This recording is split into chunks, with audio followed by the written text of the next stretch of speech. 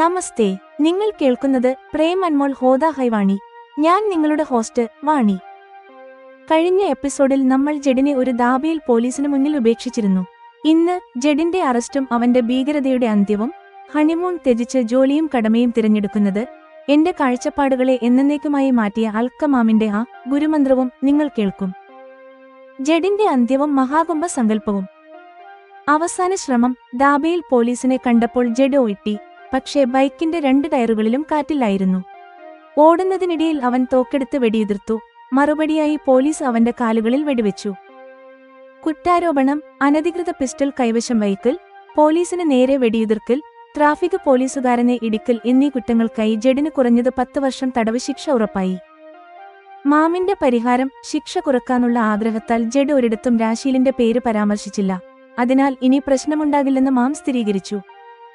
മഹാകുംഭ പദ്ധതി. ജഡിന്റെ ഭയത്തിൽ നിന്ന് മുക്തി ലഭിച്ച ഉടനെ 3 മാസത്തിനു ശേഷം മഹാകുംഭത്തിൽ ഗംഗാസ്നാനം ചെയ്യാമെന്ന് പരാഗ് നിർദ്ദേശിച്ചു. സ്വപ്നിൽ, മാം, മുത്തശ്ശി, മുത്തശ്ശന്മാർ എല്ലാവരും ചേർന്ന് ആ പുണ്യപ്രവൃത്തിയിൽ പങ്കുചേരാൻ തീരുമാനിച്ചു. ഹണിമൂൺ ത്യാഗവും പുതിയ സ്വത്വവും. യുക്തിസഹമായ തീരുമാനം. നമ്മൾ ഇതിനകം പരസ്പരം നന്നായി അറിയാവുന്നവരായതിനാൽ ഹണിമൂൺ എന്ന രീതിയെ അന്ധമായി പിന്തുടരേണ്ടതില്ലെന്ന് ഞാൻ വാദിച്ചു. സ്വപ്നിൽ സമ്മതിച്ചു. ഞങ്ങൾ ആ ചിന്ത ഉപേക്ഷിച്ചു. ഉത്തരവാദിത്ത മാറ്റം.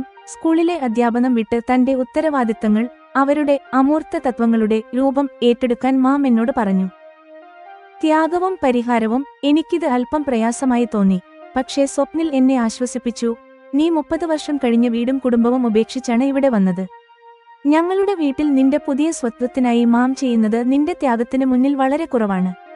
ഈ കുടുംബം തങ്ങളെക്കാൾ മറ്റുള്ളവർക്കായി ജീവിക്കുക എന്ന തത്വത്തിലാണ് പ്രവർത്തിക്കുന്നതെന്ന് എനിക്ക് മനസ്സിലായി. പപ്പയുടെ സംതൃപ്തി. എന്റെ പപ്പയും മകളുടെ ഉത്തരവാദിത്തങ്ങളിൽ നിന്ന് വിമുക്തനായി ഇപ്പോൾ മുമ്പത്തേക്കാൾ കൂടുതൽ ആരോഗ്യവാനും സന്തോഷവാനുമായിരിക്കുന്നു. മാമിന്റെ ഗുരുമന്ത്രവും ജ്ഞാനോദയവും. വിവാഹത്തിന്റെ ഉദ്ദേശ്യം. താൻ അവിവാഹിതയായി ഇരുന്നിട്ടും രാശീലിന്റെയും എന്റെയും വിവാഹം എന്തുകൊണ്ട് നടത്തിയെന്ന് ഞാൻ മാമിനോട് ചോദിച്ചു. മാം പറഞ്ഞു, നമുക്ക് നല്ല സന്താനങ്ങളെ നൽകാൻ കഴിയുകയും അവരെ നന്നായി വളർത്താനുള്ള കഴിവുണ്ടാവുകയും ചെയ്താൽ നമ്മൾ വിവാഹം കഴിക്കണം. സമൂഹത്തിനും രാജ്യത്തിനും യോഗ്യരായ സന്താനങ്ങളെ നൽകുന്നത് പൗരന്മാരുടെ കടമയാണ്. വസുദൈവ കുടുംബകം. രാശീൽ അമേരിക്കയിൽ സേവനം ചെയ്യുന്നത് ഭാരതീയ വസുദൈവ കുടുംബകം എന്ന സങ്കല്പത്തിന്റെ ഭാഗമാണെന്ന് അവർ പറഞ്ഞു. ഗുരുമന്ത്രം. ഞാൻ മന്ത്രമുഗ്ധയായി ഒരു ഗുരുമന്ത്രം ചോദിച്ചു. മാം പറഞ്ഞു, നമ്മൾ നൽകേണ്ട നികുതികളും വാങ്ങിയ സാധനങ്ങളുടെ വിലയും വളരെ വേഗത്തിലും വിനയത്തോടും കൂടി നൽകണം. അവയെ ഒരു ഭാരമായി കരുതരുത്. പരോപകാര ചിന്ത. പണമടയ്ക്കുന്നത് വെറും കടമ മാത്രമല്ല, അത് മറ്റുള്ളവരുടെ ജോലികൾ എളുപ്പമാക്കുന്ന ഒരു പരോപകാരമാണെന്ന് എനിക്ക് മനസ്സിലായി. മാമിന്റെ ഉപദേശങ്ങൾ കരുണയും ഉദാരയും നിറഞ്ഞതാണ്. ദുഷ്ടന്മാരോടുള്ള സമീപനം. മാം സജ്ജനങ്ങൾക്കൊപ്പം നിൽക്കുമെന്നും എന്നാൽ ദുഷ്ടന്മാരുടെ തിന്മകളെ ഒട്ടും സഹിക്കില്ലെന്നും ഞാൻ മനസ്സിലാക്കി. ആവശ്യമെങ്കിൽ ശക്തരായ സുഹൃത്തുക്കളുടെ സഹായത്തോടെ പ്രശ്നങ്ങൾ പരിഹരിക്കണം. എന്റെ വിവാഹം, എന്റെ പുതിയ അമ്മ, എന്റെ ജീവിതത്തിലെ ഏറ്റവും വലിയ പാഠം. ഇപ്പോൾ എന്റെ ജീവിതം കടമയുടെയും സമൃദ്ധിയുടെയും പുതിയ തലത്തിൽ ആരംഭിച്ചിരിക്കുന്നു. നിങ്ങൾ കേൾക്കും. എപ്പിസോഡ് 71. ജഡിന്റെ അന്ത്യം. ഹണിമൂൺ ത്യാഗം. മാമിന്റെ ഗുരുമന്ത്രം. ജഡ് ഉടനെ എഴുന്നേറ്റ് തന്റെ ബൈക്കിന്റെ ദിശയിലേക്ക് ഓട്ടി. പോലീസുകാർ ജഡിനെ ഓടാൻ അനുവദിച്ചു. അവൻ ബൈക്ക് സ്റ്റാർട്ട് ചെയ്തു. പക്ഷേ അത് മുന്നോട്ടു പോകുന്നതിന് പകരം ആടാൻ തുടങ്ങി. അവൻ താഴേക്ക് കുനിഞ്ഞു നോക്കിയപ്പോൾ ബൈക്കിന്റെ 2 ടയറുകളിലും കാറ്റില്ലെന്ന് കണ്ടു. ഇനി ഓട്ടി രക്ഷപ്പെടുകയല്ലാതെ അവന് വേറെ വഴിയില്ലായിരുന്നു. അവൻ ഓടാൻ തുടങ്ങിയപ്പോൾ പോലീസുകാർ അവനെ പിന്തുടരാൻ തുടങ്ങി. അവൻ ഭയചകിതനായി. ഒന്നും ആലോചിക്കാതെ അരയിൽ ഇരുന്ന തോക്കെടുത്ത് പോലീസുകാർക്ക് നേരെ വെടിയുതിർത്തു. അപ്പോൾ പോലീസ് ആത്മരക്ഷാർത്ഥം അവന്റെ കാലുകൾ ലക്ഷ്യം വെച്ച് വെടിയുതിർത്തു. ജഡിന്റെ 2 കാലുകളിലും വെടിയേറ്റു. അതോടെ അവന് ഓടിപ്പോകാൻ കഴിഞ്ഞില്ല. ലൈസൻസില്ലാത്ത തോക്ക് കൈവശം വെച്ചതിനും പോലീസിന് നേരെ വെടിയുതിർത്തതിനും പോലീസ് അവനെ ജയിലിലേക്ക് അയച്ചു. ഇതിനിടയിൽ അടുത്ത ജില്ലയിൽ നിന്ന് അവൻ ഡ്യൂട്ടിയിലുണ്ടായിരുന്ന ട്രാഫിക് പോലീസുകാരനെ ഇടിച്ചതായി വിവരം ലഭിച്ചു. ആ കുറ്റവും അവനെതിരെ ചുമത്തപ്പെട്ടു. പോലീസ് അവനെ മജിസ്ട്രേറ്റിന് മുന്നിൽ ഹാജരാക്കി. ജഡ് അന്വേഷണത്തോട് സഹകരിക്കുന്നില്ലെന്ന് പറഞ്ഞു. അവൻ ആരെയെങ്കിലും കൊല്ലാൻ സുപാരിയെടുത്തു വന്നതാണെന്ന് പോലീസ് സംശയിച്ചു. ജഡിന്റെ പക്കൽ നിന്ന് അനധികൃത പിസ്റ്റൾ കണ്ടെത്തി. അവൻ പോലീസിന് നേരെ വെടിയുതിർത്തപ്പോൾ അവിടെയുണ്ടായിരുന്ന ഒരുപാട് പേർ സാക്ഷികളായിരുന്നു. കുറ്റത്തിന്റെ ഗൗരവം കണക്കിലെടുത്ത് ജഡിന് കുറഞ്ഞത് 10 വർഷം തടവ് ശിക്ഷ ഉറപ്പായി.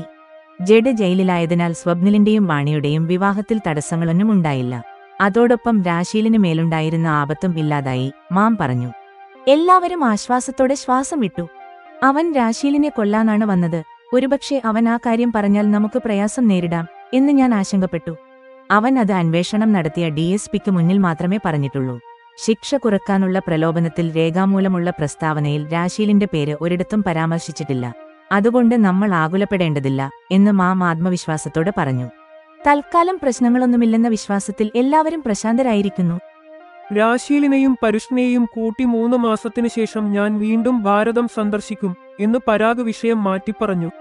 ഇത് വളരെ സന്തോഷകരമായ കാര്യമാണ്. മാം സന്തോഷിച്ചു.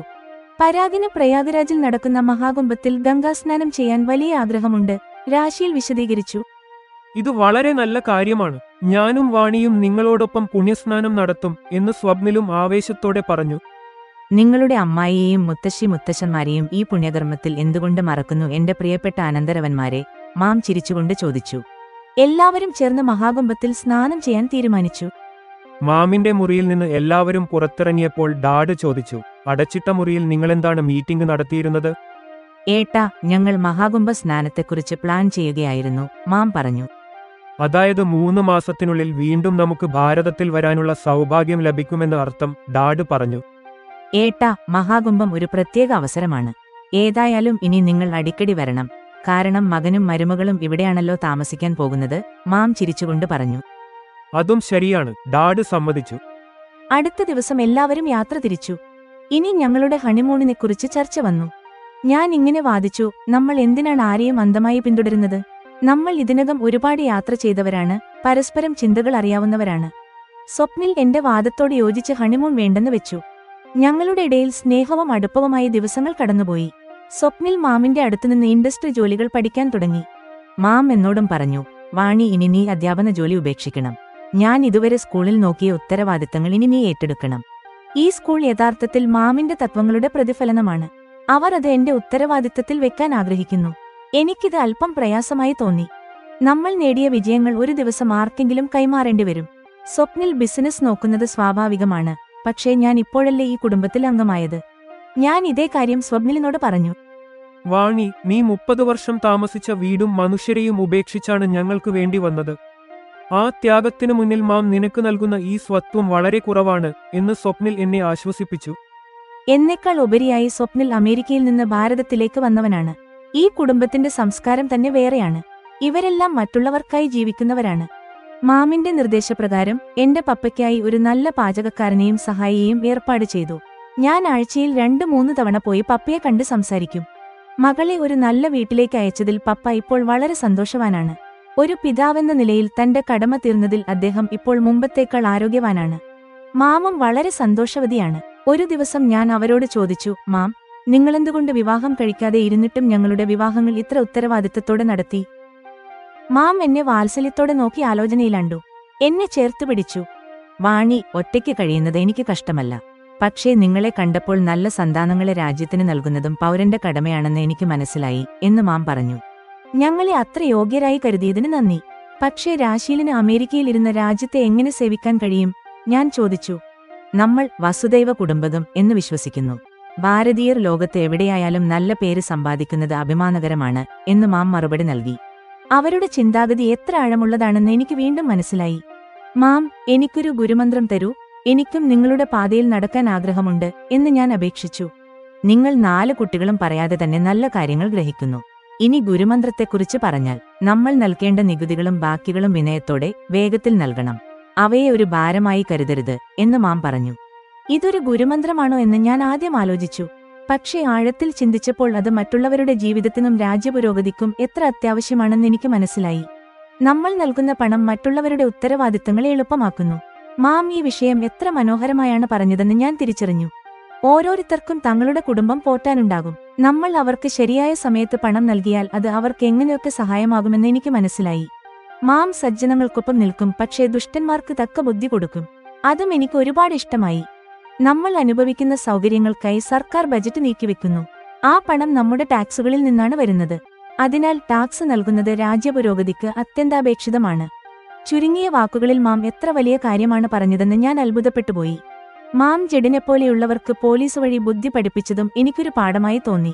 നമ്മൾ നമ്മുടെ ശക്തിക്കനുസരിച്ച് നല്ലത് ചെയ്യണം. പ്രശ്നം വന്നാൽ സുഹൃത്തുക്കളുടെ സഹായം തേടണം. ജെമിനായി റിവ്യൂവും സമാപനവും. പ്രിയപ്പെട്ട ശ്രോതാക്കളെ, എപ്പിസോഡ് 71 നീതി, കടമ, മനുഷ്യബന്ധങ്ങൾ എന്നിവയെക്കുറിച്ചുള്ള കഥയാണ്. വിവാഹശേഷം ജീവിതം എങ്ങനെ മാറുന്നുവെന്ന് ഈ എപ്പിസോഡിൽ കണ്ടു. എപ്പിസോഡ് 71 സമാപ്തം.